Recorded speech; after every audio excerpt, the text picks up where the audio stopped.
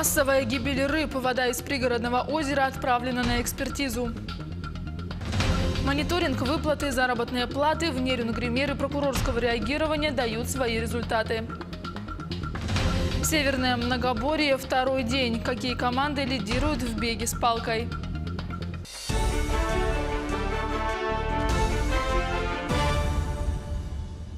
В эфире новости, в студии Юлия Великодная.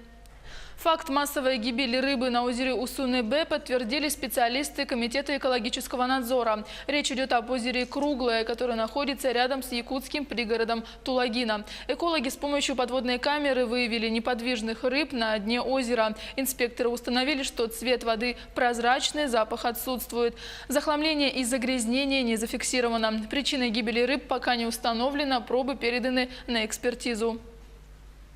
С приходом весны жители деревянных многоквартирных домов в Якутске начали испытывать бытовые проблемы. Это лужи, грязь, разлив фекалий, мусор и другие сезонные трудности. Репортаж Сусанны Рожиной.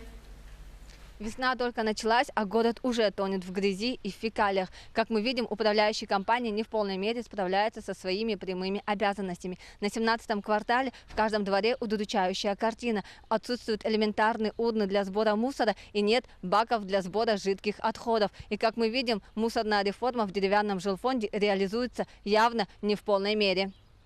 На окраинах города, где жилфонд в основном из деревянных домов, этой зимой были установлены металлические баки для сбора жидких отходов. Но оказалось, что это было временной мерой. А сейчас, с наступлением весны, эти отходы не успевают промерзнуть и разливаются через эти баки, образуя зловонные лужи во дворах, через которые невозможно пройти. Трехмесячник по саночистке, все это, естественно, уберется со временем. Ну, а каждому человеку представить надзирателя и учить его правильно выливать куда положено мы не можем. Но жильцам этих районов не так смешно, как представителям управляющей компании. Люди вынуждены выливать свои помои либо в эти временные железные баки, или прямо на землю, потому что до сих пор не отогреты и не оборудованы выгребные ямы. Из 44 выгребных ям на фонде уже отогрето 16 ям. И еще порядка 12 ям введено в эксплуатацию. Это новые выгребные ямы, которые установлены по решению администрации города Якутска. Проблема еще заключается в том, что жидкие бытовые отходы не вошли в состав новой коммунальной услуги и не относятся к твердым коммунальным отходам. Поэтому жители неблагоустроенного жилфонда платят двойной тариф и за вывоз ТКО, и утилизацию жидких отходов, которые до сих пор числятся в жилищной услуге. А качество оставляет желать лучшего. И управляющая компания пытается ответственность переложить на регионального оператора. А так как все дома на непосредственном способе управления, у регионального оператора должен быть договор с собственниками, где прописаны все условия все-таки, кто ставит этот бак. Потому что, вот, допустим, неблагоустроенный жилой фонд, да, у нас, и у людей все равно статья есть твердые коммунальные отходы, все равно с них берут эти деньги. Тоже почему так получается? Поэтому у нас нет такого, чтобы была просто куча мусора. Конечно, там бывает, что техника приходит, может сломать этот короб, но это оперативно решается установкой нового, и все. Учитывая даже то, что в тарифах таких работ вообще нету. Но сейчас работа ведется, вот вы сейчас поехали, может, какие-то точки там, да, нашли, но потоки работы у нас каждый день. Прямая обязанность управляющей компании убирать придомовую территорию и не доводить ситуацию до такой зловонной обстановки, тем более, что люди платят и за работу дворника.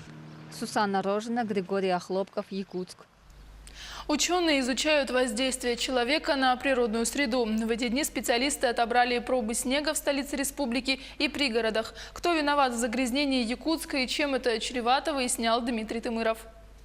Население города Якутска растет с каждым годом. Сейчас на территории столицы проживает более 300 тысяч человек. Территория расширяется, строятся новые жилые кварталы, дачные поселки и производственные объекты. Ученые Якутии отмечают, что антропогенное воздействие за счет растущего города на окружающую среду с каждым годом становится интенсивнее.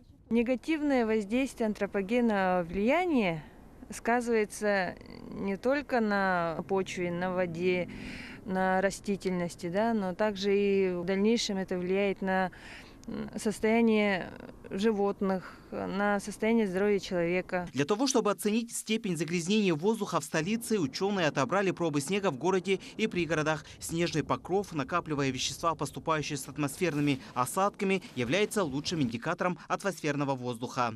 Сегодня мы приехали отбирать пробы снега с территории Зеленого луга. В этом году проходит 3-й этап. Предыдущие 2 этапа уже закончились.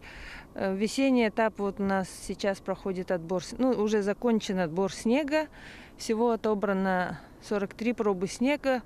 Исследования охватывают территорию всей долины Туймада от Табагинского мыса до Кангаласского мыса. Точно такие же пробы были изъяты с территории города Якутска, с площади Ленина и городского парка отдыха. По итогам исследований ученые определят основные источники и ореол загрязнения, а также проверят наличие аномалий. Ну а тем временем жители и гости столицы считают, что город Якутск не такой уж и чистый. Это кто виноват? Люди виноваты или кто? Ну, отчасти, конечно, тоже сами жители города Якутска. Сколько они вот, хотя и сейчас сделали, конечно, вот эти урны все вот, а все равно же есть, все бросают, кидают, бескультурие. Я думаю, что и люди, и правительство все виноваты в этом. То, что недостаточно хорошо уделяем внимание своему городу. Город Якутск для меня грязный. В этом виноваты сами люди. Видите, все мокрое сейчас. Вот. Надо вот снег все убрать. Куда уберем, не знаем. Все это очень пагубно влияет не только на экологию, но и по цепочке потом доходит и до самого человека. Ученые отмечают, что уровень предельно допустимой концентрации по микроэлементам в воде, в почве на сегодня превышает норму. Но в отличие от других субъектов страны, конечно, значительно ниже. Но это не говорит о том, что не надо беречь природу и окружающую среду. Наоборот, каждый житель столицы должен быть заинтересован в чистоте окружающей среды. Дмитрий Тымыров, Георгий Григорьев, Якутск. К другим темам. 39 миллионов рублей задолженности по заработной плате в Нерюнгри. Такая сумма погашена предприятиями города по результатам мер прокурорского реагирования. Так, за прошлый год было выявлено около 760 нарушений законодательства. По материалам прокуратуры города было возбуждено 2 уголовных дела. К дисциплинарной и к административной ответственности были привлечены 52 лица. Прокуратура города Нерюнгри сообщает, что мониторинг выплаты заработной платы продолжится. Постоянно на текущую дату на территории Нерюнгринского района в 3 организациях имеется задолженность по заработной плате. Это такие компании, как «Стройтрес», ДЭП номер 127 и ВЛ «Стройконтракт». Причины длительного сохранения задолженности обусловлены продолжительными судебными процессами по взысканию дебиторской задолженности, возврату имуществу, оспариванию сделок. Чемпионаты и первенства России по северному многоборью второй день. В Якутске спортсмены из 9 регионов, 185 участников, соревнуются в беге с палкой на местности Чучур-Муран. Как отметил главный судья, лидируют команды Якутии и Ямало-Ненецкого автономного округа. Отметим, что спортсмены будут состязаться в метании тензяна на хорей, метании топора на дальность, тройном прыжке с отталкиванием и прыжках через нарты. Мужчины бегут, и юноши по 3 километра. Девушки и женщины 2 километра. Дистанция пересеченная, естественные условия. Лужу перепрыгнуть, канаву. Вот традиция осталась, что мы не просто легкоатлеты, но имеем практический смысл во всем этом. Фестиваль юных музыкантов «Северная звезда» прошел в Мирном. Конкурс проходит не первый год, и в этот раз он собрал воспитанников музыкальных школ Мирнинского и Ленского районов. Лучшие номера фестиваля вошли в финальный концерт. Его зрителем стала Марфа Яковлева. Фестиваль «Северная звезда» уже более 10 лет открывает новые таланты. На этот раз в Мирном собрались исполнители инструментальной вокальной музыки со всего Алмазного края. Воспитанники из 7 детских школ искусств Мирнинского и Ленского районов. Для юных музыкантов здесь все по-взрослому. Волнение, репетиции, оценка жюри. Как-то мне было не по себе, но я всегда знаю, что я выиграю. Я всегда в себя верю. Свой талант в нескольких номинациях показали более 100 участников. Исполняли от классики до современных произведений. Каждый выбрал свое любимое направление. Нет обязательного произведения. И все, что самое интересное такое в конкурсе, не именно для публики, это может быть и джаз, это может быть романс петь, это наиболее такие благоприятные, прозвучные, фестивальные. То есть отношения любимые произведения, не обязательные, а любимые произведения. Конкурсная программа фестиваля проходила в нескольких возрастных категориях. Без награды не остался ни один участник. Но у многих музыкантов, которые участвуют не первый год, эмоции от выступлений уже не настолько яркие. Нет, в будущем я все-таки решил не связывать с музыкой, но мне оно очень сильно помогает, в принципе, в общестороннем развитии, все-таки развитие мозга, памяти, моторики рук. Гран-при этого года получил ансамбль «Скерца», воспитанники детской школы искусств Мирного. Организаторы надеются, в следующем году праздник музыки соберет еще больше юных талантов. И не только Алмазного края. Марфа Яковлева, Артур Голиков, телеканал «Алмазный край». Оставайтесь с нами и будьте в курсе главных событий.